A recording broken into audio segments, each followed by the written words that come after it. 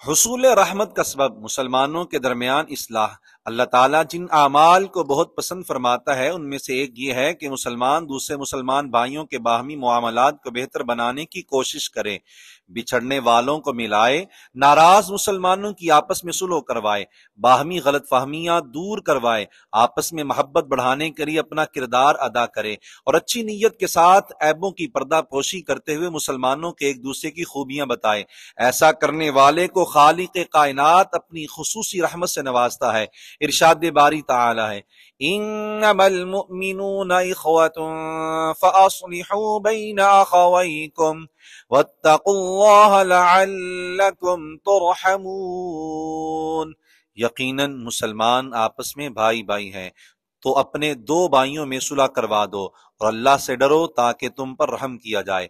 پروردہ آغوش نبوت سیدنا انس بن مالک رضی اللہ تعالیٰ عنہ کی روایت کا خلاصہ ہے کہ ایک روز سرکار عالی وقار صلی اللہ علیہ وآلہ وسلم تشریف فرماتے، آپ نے تبسم فرمایا۔ سیدنا عمر فاروق رضی اللہ تعالیٰ عنہ نے عرض کی، یا رسول اللہ، میرے ماں باپ آپ پر قربان، آپ نے کیوں تبسم فرمایا ہے؟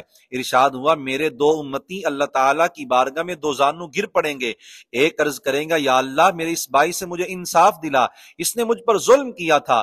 اللہ تعالیٰ اسے فرمائے گا، فَكَيْفَ تَصْنَعُ بِأَخِيكَ وَلَمْ يَبْقَ مِنْ حَسَنَاتِهِ شَيْءٌ، تو اپنے بھائی کے ساتھ کیا کرے گا، اس کے پاس کوئی نیکی باقی نہیں رہی، یعنی دیگر مظلوم اس کی نیکیاں لے چکے ہیں۔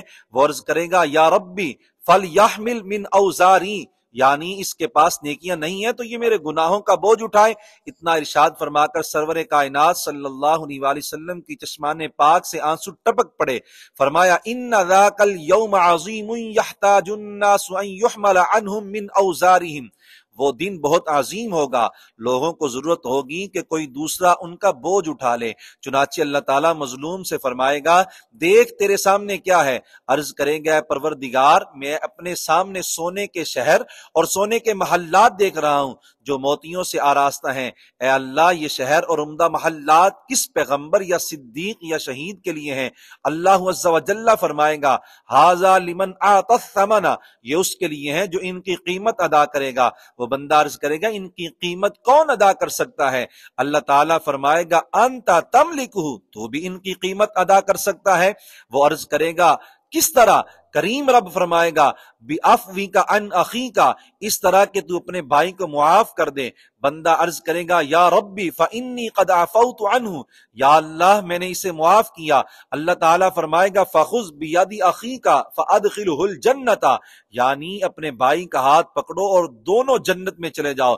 پھر آپ صلی اللہ علیہ وآلہ وسلم نے فرمایا، اتقوا اللہ واصلحوا ذات بینکم فإن اللہ تعالی یصلح بین المسلمین، اللہ تعالیٰ سے ڈرو اور مخلوق میں صلح کراؤ، اللہ تعالیٰ بھی یعنی روز قیامت مسلمانوں میں صلح کروائے گا۔